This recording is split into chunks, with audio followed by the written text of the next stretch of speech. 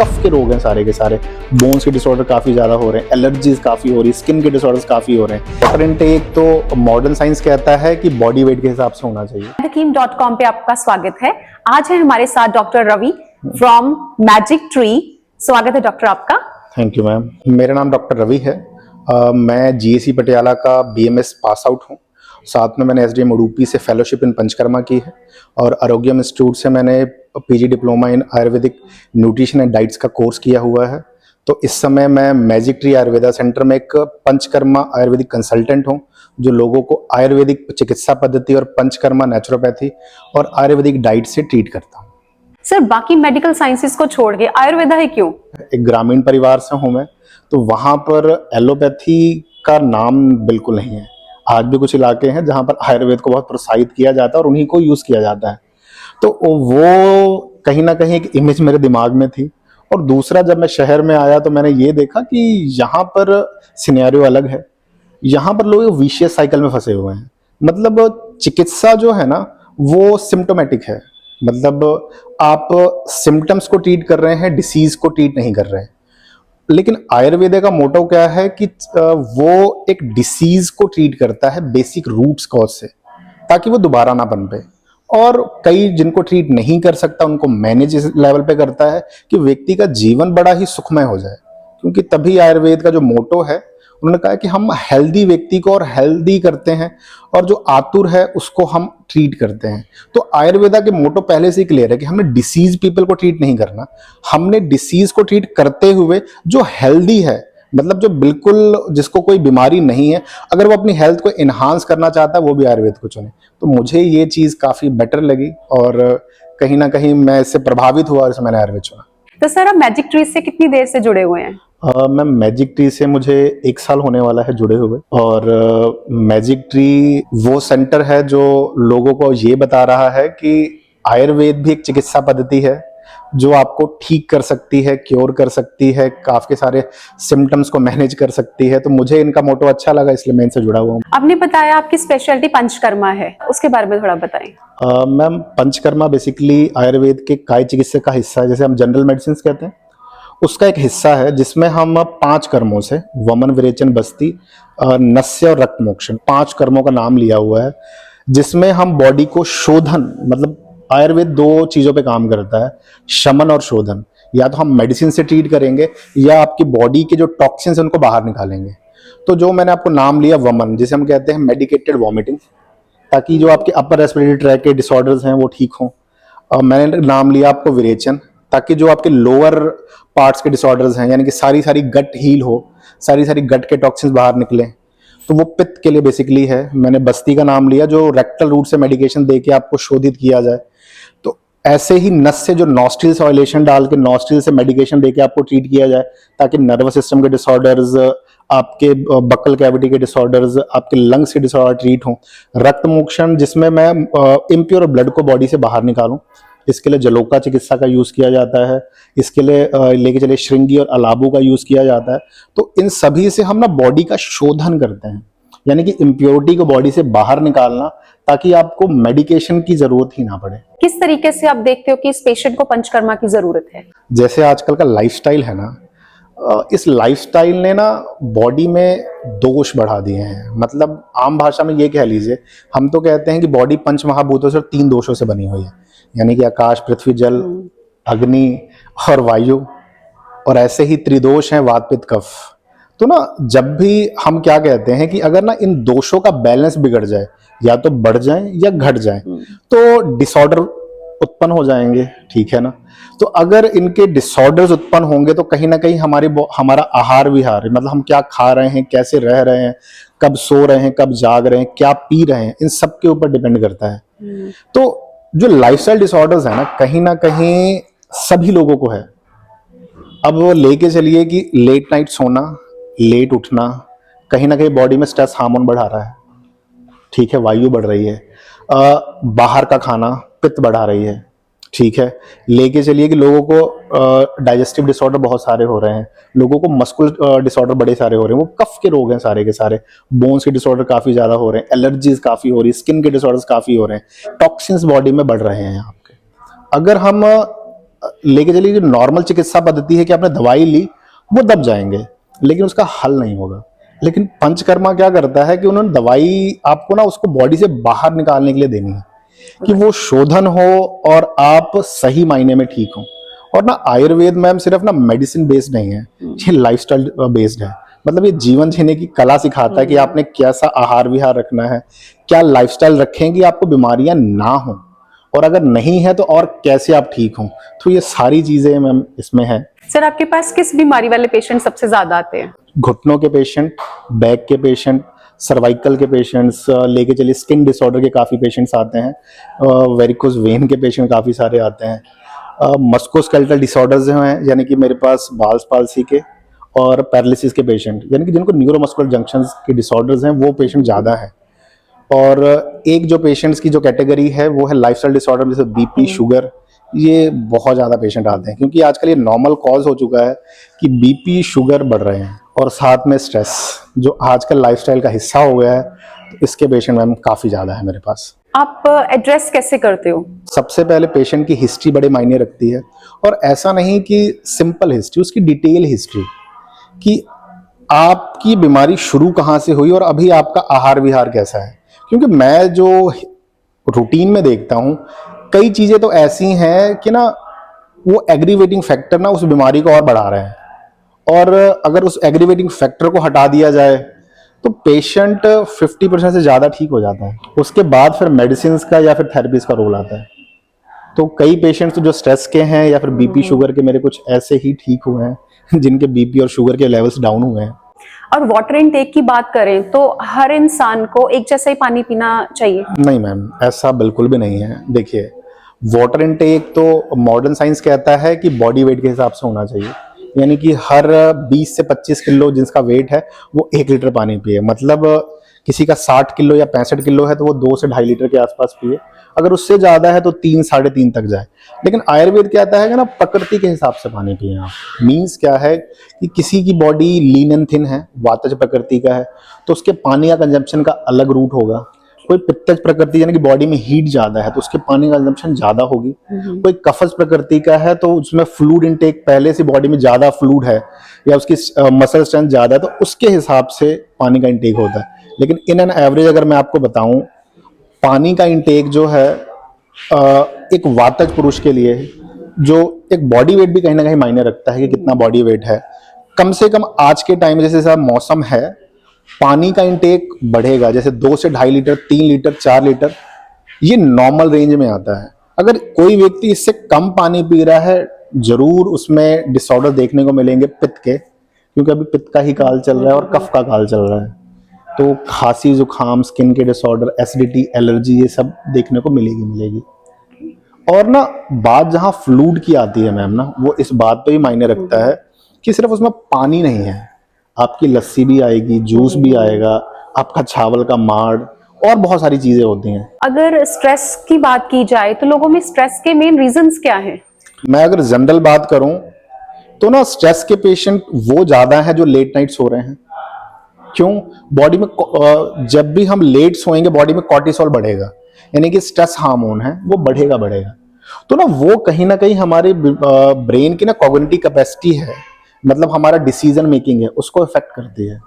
Late सोना मतलब जब सूरज उग गया उसके बाद भी देर तक सोना कहीं ना कहीं कॉर्टिसोल को बढ़ाता है।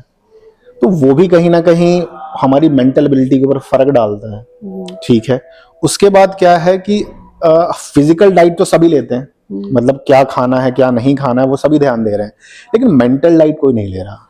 मतलब आप कौन सी किताबें पढ़ रहे हैं, कितने लोगों से मिल रहे हैं, कौन से लोगों से मिल रहे हैं, उनका जिंदगी को देखने का नजरिया कैसा है, कितने स्ट्रेसफुल एनवायरनमेंट में रह रहे हैं, सिचुएशंस कैसी हैं आपके आसपास, वो कहीं ना कहीं बहुत ज्यादा इम्पैक्ट डालता है हमारी मेंटल हेल्थ के ऊपर।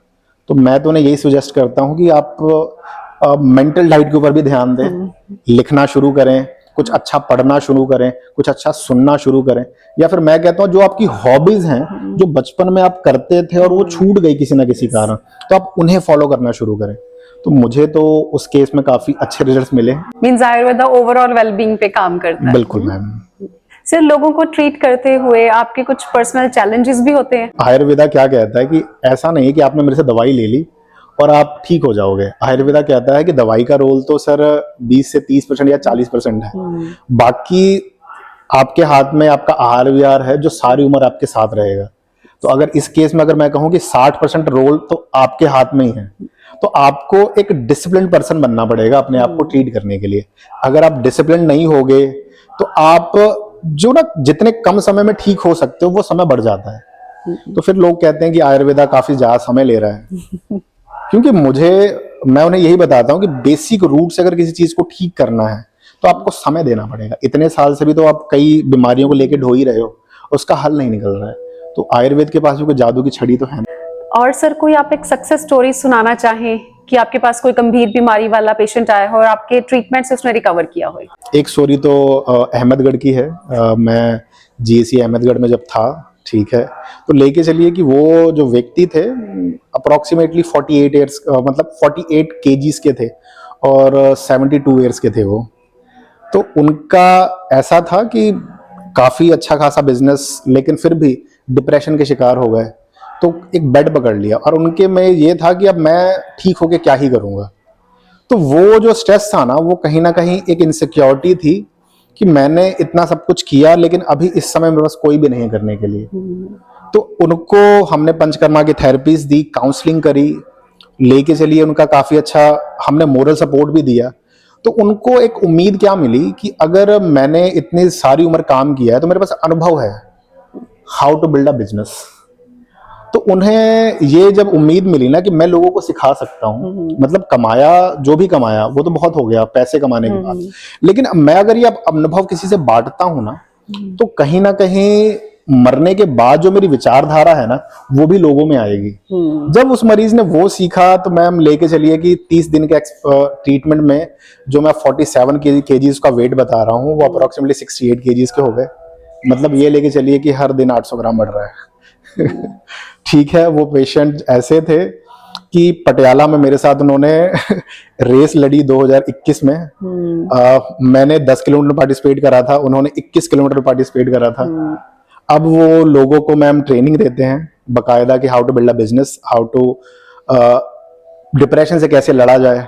ठीक है, क्योंकि ना बेसिकली चीज क्या है मैम, उम्मीद बड़ी मायने रखती है और पर्पस बड़ा मायने रखता है। कई लोग सारी उम्र एक रेट रेस में है कि ये कर लेंगे, ये कर किया जाए, वो किया जाए, लेकिन ना खुशी कहाँ है वो नहीं पता।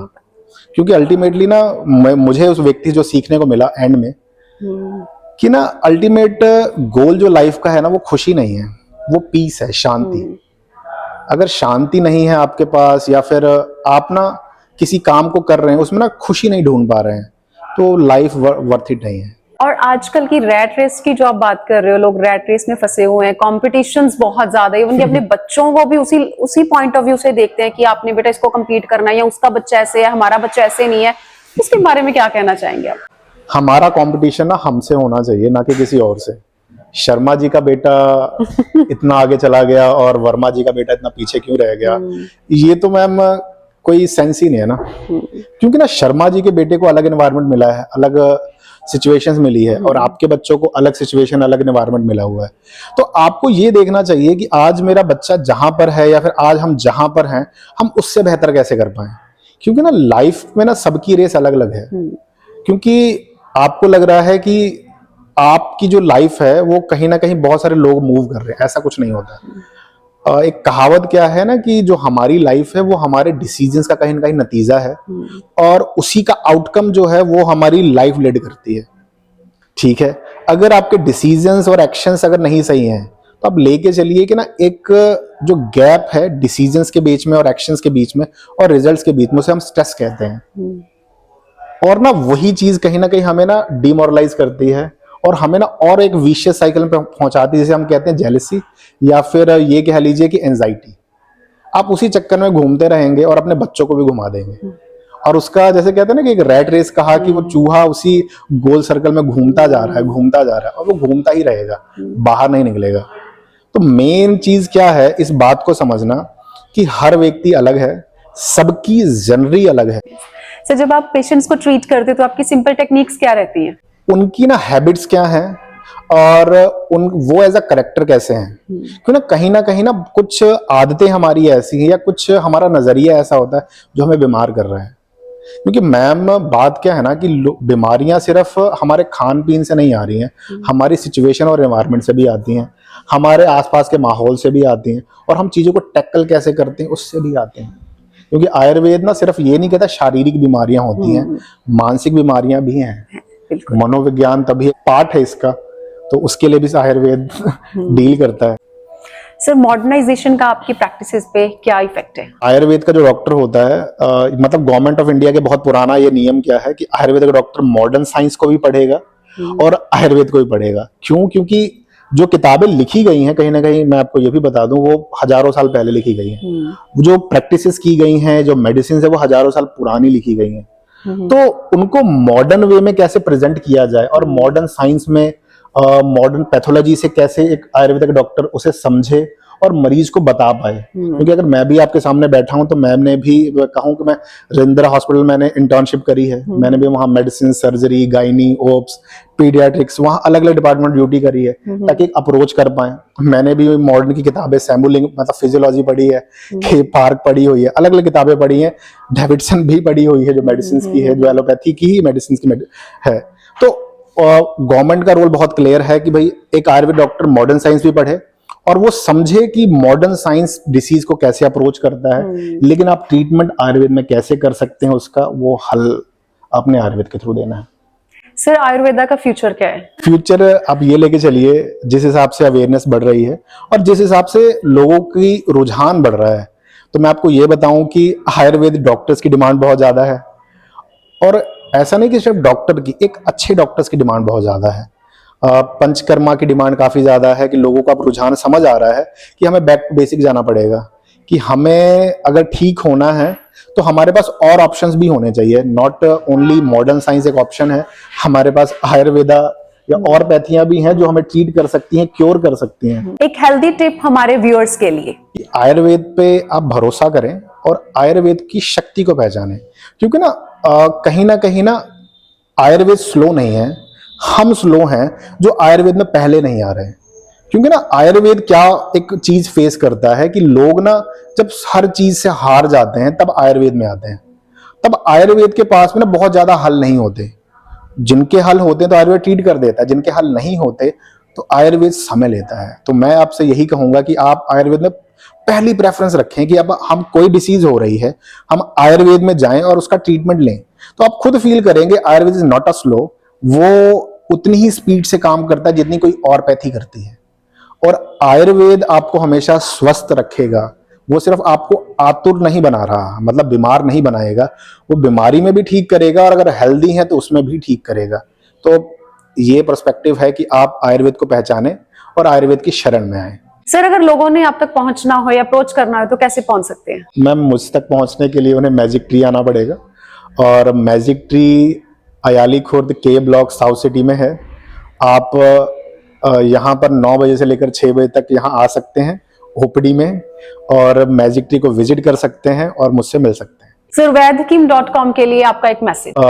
वैदहकीम.com का पहले तो मैं बहुत बहुत धन्यवाद कहना चाहूंगा कि वो उन डॉक्टर्स को, उन हकीम्स को अप्रोच करते हैं और उनकी स्टोरीज आम लोगों तक पहुंचा पाते हैं, क्योंकि आपका जो एक प्लेटफॉर्म है लोगों को एक होलिस्टिक अप्रोच कैसे हेल्थ की मिल सके और कहाँ मिल सके, आप लोगों में वो अवेयरनेस क्रिएट कर रहे हैं, इसके लिए बहुत बहुत धन्यवाद और आपको बहुत बहुत विशेष कि आप ऐसे ही आगे काम करते जाएं और लोगों तक सही जानकारी और अच्छी जानकारी पहुंचाते जाएं।